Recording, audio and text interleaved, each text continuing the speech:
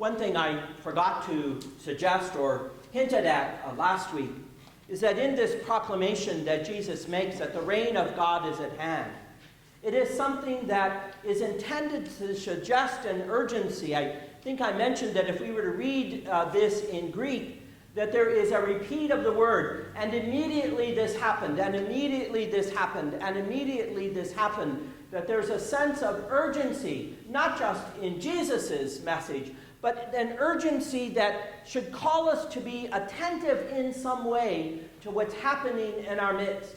In fact, I liken it to this. Has anybody come in close contact with, let's say, an electrical field, or like when you pull clothes out of a dryer when it's super, super dry and there's static electricity and you feel it? Or ever been in a situation where like the hairs on your arms kind of stand on end and you know that there's something close? It's that feeling of urgency, that it's already beginning to affect us in some way. I often use this story on myself. Many years ago, I had learned how to take a picture of myself, because in all my travels I would come home and show people pictures, and they said, "Well, we don't believe you were there." And I go, "Well, why?" They said, "Well, we never see you in any of your pictures." And I go, "Well, yeah, I'm always taking the picture. And when you are alone, you don't have anybody else take a picture of you." We didn't have Susan back then that takes pictures of us, right?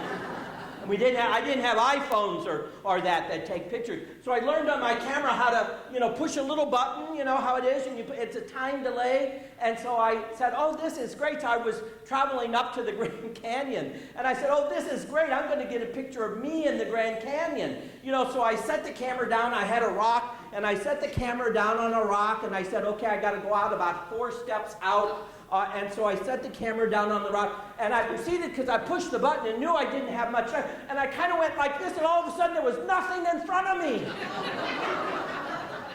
I went, "My God, I just about jumped off the Grand Canyon."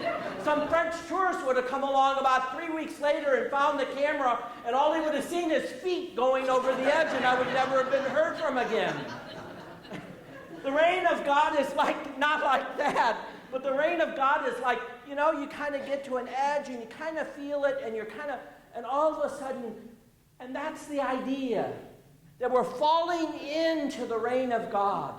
And what falling into the reign of God means is that we're being transformed and changed by what I mentioned last week, this powerful, liberating presence of God, this powerful, creative life force of God, this powerful, tender-hearted love that God has for us. We're being transformed and changed in ways that we couldn't even begin to imagine. But you know what happens? That when you're experiencing that change, sometimes there's resistance to it.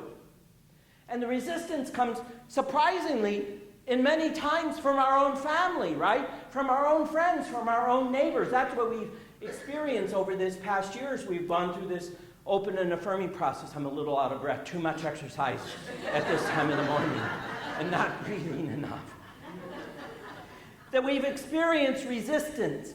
People who don't understand, perhaps, or don't have, maybe that they're not so willing to be open and to embrace a different way of being and a different way of being community. There's resistance. So you could imagine that when Jesus comes and says, God's powerful, liberating, creating, tender love is in your midst, people are going to say, "Well, we don't believe you. We've been tricked by God. We've been hurt by God. We've been this." And the forces that say, you know what, it's going to be about compassion and justice and mercy. It's going to be about including the poor and the left out ones and the marginated ones. It's not going to be about disease anymore. It's going to be about health and wholeness. And people are going to go, "We got a lot invested in keeping the way things are. We don't want to see people get well. We want to see people stay sick." Probably you all heard that phrase, that idea before, right? And Jesus comes and says, we don't want sick people, we want well people, we want whole people, we want healthy people. And there's resistance to it, and that's what you see in this story in the gospel. The resistance is that this powerful presence of God in Jesus comes in and seeks healing and health and wholeness, and this man is possessed by a spirit that keeps him trapped, whether it's literal or figurative. This man is being trapped by his fears, by his anxieties, by whatever you want to name this spirit, whatever. We've got all those kinds of spirits that make us addicted and keep us stranglehold and keep us. That's all of what this man represents. And Jesus comes in almost as if this light comes into this synagogue, and he's cowering in the corner. And he says, I don't want to be made whole. We know who you are. You're the one who's going to heal and make whole and set people free. And I don't want this man. That's what the evil spirit's saying. I don't want this man to be set free. I don't want this man to be made whole. I want to keep him cowering in the darkness in the corner. And Jesus comes in. What I'm trying to describe is what's very interesting is that the first miracle, the first sign, if you will, skip the word miracle, the first sign, how do we know the reign of God is at hand? The first sign of it is a man is healed and set free. There it is. There's all the evidence that we need, but we're not people so easily convinced by one. The next set of stories that we're going to have up to, well, at least next week anyway, before the last Sunday before Lent starts, are healing stories. 3 healing stories happen at the beginning of the gospel. The idea is that the reign of God isn't going to get us released from this world, as if this world is so bad and so corrupt and so sinful and so bad that we got to be released from it. That's not what the story says. The story says that God has come into this world to make whole and to heal and to set free this world. That the transformation and change comes not by getting us out of here, like in the Left Behind story, we're going to get out of this crazy world.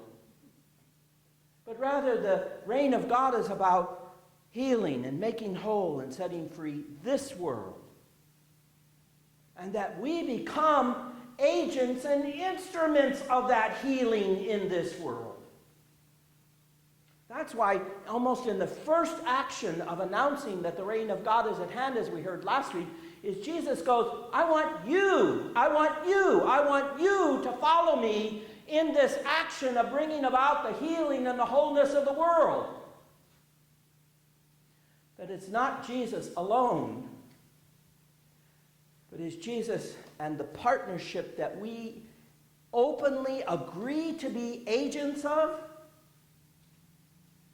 In a sense, last week's vote to become open and affirming said that. We're not going to let the rest of the world tell us that people, simply because of their sexual orientation or gender identity, are going to be excluded. We're not going to let that happen anymore. That may be what the world thinks is quite legitimate and okay, but we're not going to let that, because we know how devastating, how hurt, how harmed people have been because they have been excluded because of their sexual orientation or their gender identity. We know, because some of you told stories about that. And we said, we're not going to let that happen ever again, at least in this place. If not in Chandler's Sun Lakes, we're not going to let that happen. So now this story comes. And to make it real for us, last week Carol Story came and she introduced herself as a community faith-based nurse. And I'd just like Carol to come up a moment, because it's a lot of talk. And sometimes we get used to listening to a lot of talk. And there's not a lot of times that there's action behind the talk. Well, we spent a whole year talking, and we acted last week. Now we're going to spend some more time talking, that through our diaconate board, to talk about health and wholeness and wellness in our community. And it's been a concern of mine since I've come here, because to be in a community like this, especially Sun Lakes, where the average age is 80, and those of us who are younger, 60s or 50s, it makes me very concerned because sometimes I go, I don't want to get there. If that's what it's going to be like, I don't want to get there. And so it'd be very easy to walk away from the needs or to, as we often do, deny them or keep them silent. Well, we're not going to do that anymore. It's very important that we have some sense of the community effort that we're going to make towards health and wholeness and wellness. And through our member care subcommittee on our diaconate board, we've already begun to do that. Penny Fox has helped lead several and various groups of people in our women's social group and our member care outreach have begun to offer things for us that help us to remember where we put the keys and watch out when we feel like we're falling over to know what to do. And Carol Story is going to join us. I'd just like to have you just say a couple more things about yourself, where you come from, what brings you here. How did you get interested in nursing in that sense? So just share a little bit of that with the church. Okay. Good morning, everyone. Well, I grew up on a farm in North Dakota. Oh, we got some Dakota people here. Welcome. And from the time I was little, I loved caring for animals. And I never had anybody in my life that was ill or had a chronic illness or a problem with their health. But I believe that God called me to nursing at a very young age. But it wasn't until I was married, had 2 children, had been out of high school for 6 years, that I was able to actually go and get a degree. So I got my RN, and 16 years later, I went back to college and got a bachelor's degree and a master's degree, and had accomplished a lot of things in nursing, but I had never worked in community. And I heard about faith community nursing in the early 1990s and decided that's where I was going to be. And since that time, I have worked within communities of faith all across the country in education and working with nurses.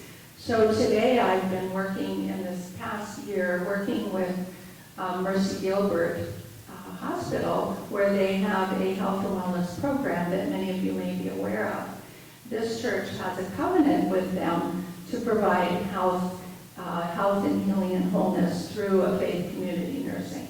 So it's about a partnership and a mutual effort that not only we will do here in our small community, but how we can draw upon the resources of the hospitals, Dignity Health, and other kinds of resources that we have, so that we can enhance and increase our ability or our ministry, if you will, to reach out to people in a variety of ways. When we talk about health and wellness, what do you see that mean?